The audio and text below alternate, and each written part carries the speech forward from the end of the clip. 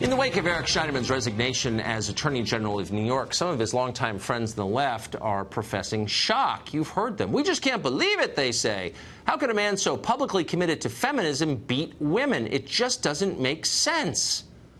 But of course, it makes perfect sense. Self-righteousness is always a marker for secret creepiness.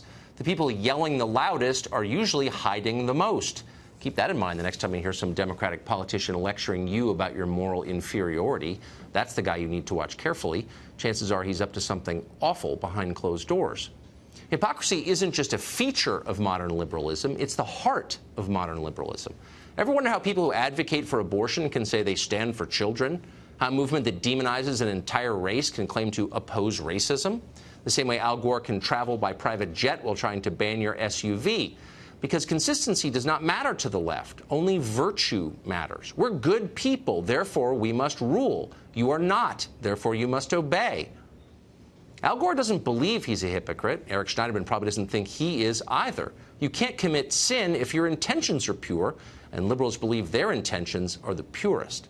If that sounds like theology and not public policy, that's because it is theology. Modern liberalism is a religious movement. It's a replacement for the Protestant Christianity that the left works so hard to undermine and destroy. Liberals are speaking the language of faith, albeit a faith without God. This is the main reason that right and left talk past each other, the reason our public debates are so weird and unsatisfying. One side arrives with facts and stats and arguments. The other brags about its decency. One side is trying to convince, the other is trying to convert. You can beat a liberal in an argument, but you can never convince him that you won. He cares much more deeply than you do, and therefore he knows he's right, by definition, and nothing can convince him otherwise. Somewhere tonight, Eric Schneiderman is marinating in his shame, probably unshaven and alone. His career is over, his reputation is destroyed. He faces years of potential legal action. He is a broken man. He is in agony.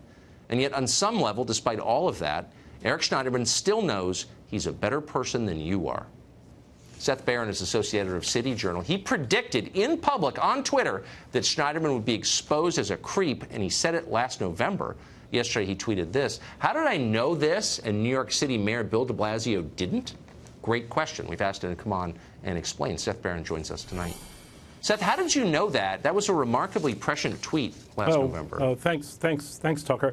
You know, to me, it was just kind of, I thought it was just an open secret. I'd heard stories and rumors about Schneiderman for years. I'd been told by at least 3 or 4 different people since maybe 2009 that he is into rough sex with women, that he likes to date his staffers and is a little pushy with them, that he tried to kidnap a reporter and wouldn't let her out of his car on the way to, and said he was taking her to his apartment.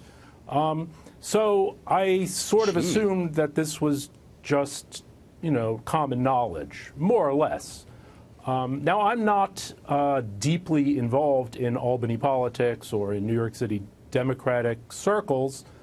I'm an editor for a moderately conservative magazine. So you're not exactly in the loop at the highest levels of progressive New York, is what you're saying. No, exactly. So that's why it seemed strange that everyone was saying, oh, my God, this is the craziest thing we've ever heard.